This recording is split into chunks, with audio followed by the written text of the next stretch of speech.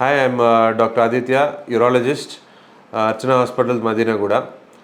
ఈరోజు మన stricture disease గురించి మాట్లాడుకుందాం. ఈ స్ట్రిక్చర్ డిసీజ్ ఏంటంటే మన బ్లాడర్ నుంచి వచ్చే యురేత్రా అని ఉంటుంది. ఇది మగవాళ్ళలో మోస్ట్ కామన్గా కనిపిస్తూ ఉంటుంది.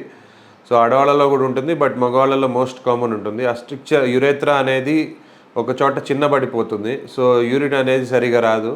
సో చాలామంది పేషెంట్స్ ఏంటంటే బొట్లుగా యూరిన్ రావటం కానీ, సో ఎక్కువగా ప్రెషర్ పెడితేనే యూరిన్ బయటకు రావటం కానీ, లేదంటే మాటికి యూరిన్ వెళ్ళటం కానీ, అంటే మాటికి ఇన్ఫెక్షన్స్ రావటం కానీ, ఈ ప్రాబ్లమ్స్తో మన దగ్గరికి వస్తూ ఉంటారు.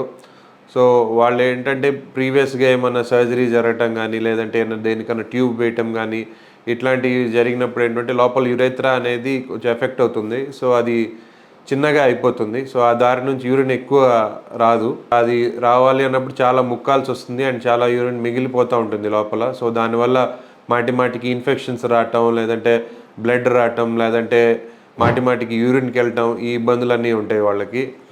సో దీనికి ట్రీట్మెంట్ ఏంటి అంటే మనం సిస్టోస్కోపీ చేస్తాము. అందులో ఎంత యురేత్రా చిన్నగా అయిపోయింది అనేది చూసుకొని దాని తర్వాత దాన్ని కట్ చేస్తాము పైన.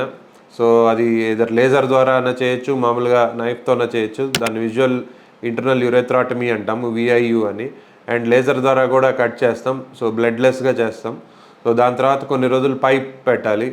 అండ్ ఈ స్ట్రిక్చర్ డిసీజ్కి ఇంకో ట్రీట్మెంట్ కూడా ఉంది, ఏంటంటే యురేథ్రోప్లాస్టీ అంటాం. సో ఆ స్ట్రిక్చర్ పార్ట్ ఎంతవరకు ఉందో అంతవరకు తీసేసి జాయిన్ చేయటం కానీ, లేదంటే గ్రాఫ్ట్ అంటే మన నోట్లో నుంచి కానీ గ్రాఫ్ట్ తీసుకొని దానికి పేస్ట్ చేస్తాము. దాన్ని బిఎంజీ యురేథ్రోప్లాస్టీ అంటారు.